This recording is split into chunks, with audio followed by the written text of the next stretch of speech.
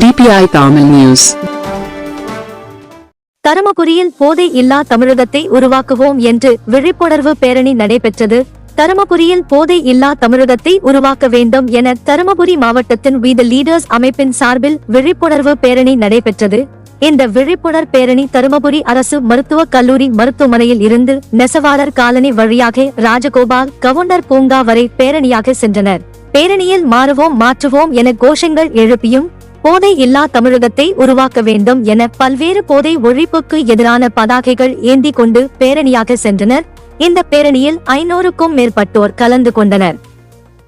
தமிழகத்திலே போதை ஒழிப்போம், போதையில்லா தமிழகத்தை உருவாக்குவோம் என்ற கருத்தின் அடிப்படையிலே போதையில்லா தருமபுரியை உருவாக்குவதற்காக இன்றைக்கு உறுதிமொழி எடுக்கின்ற இந்த மாபெரும் பேரணியிலே நாங்கள் எல்லாம் கலந்து கொண்டிருக்கின்றோம்.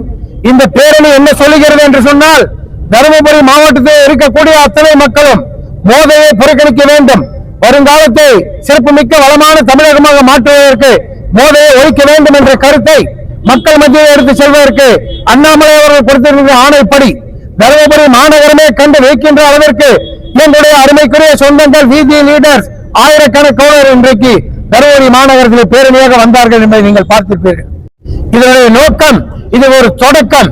இது தொடர்ந்து நடக்கின்ற போது வீசுகின்ற அளவிலே தமிழகத்திலே நிலையான ஒரு ஆட்சியை கொடுப்பதற்கு ஒரு நிரந்தரமான தலைவர் அண்ணாமலை தான் வரப்போகிறார் என்பதை சொல்வதற்கு இந்த அடிப்படை தளம் இன்றைக்கு அமைக்கப்பட்டிருக்கிறது. தருமபுரியில் நடந்து வந்த தொண்டர்களை நீங்கள் பார்த்தீர்களே, ஆனால் தொண்டர்கள் அல்ல, இவரெல்லாம் தலைவர்கள்.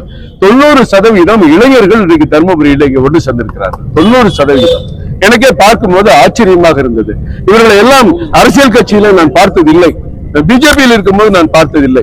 இன்றைக்கு அவ்வளவு தொண்டர்களும் அந்த தலைவர்களாக மாறி அண்ணாமலை பின்னே அணிவகுத்து நின்ற காட்சியை நான் தருமபுரியில் பார்த்து மிக்க பெருமிதம் கொள்கிறேன். குறுஞ்செய்திகள் உடனுக்குடன் தெரிந்து கொள்ள DPI தமிழ் நியூஸ் சேனலை சப்ஸ்கிரைப் செய்து இணைந்திருங்கள்.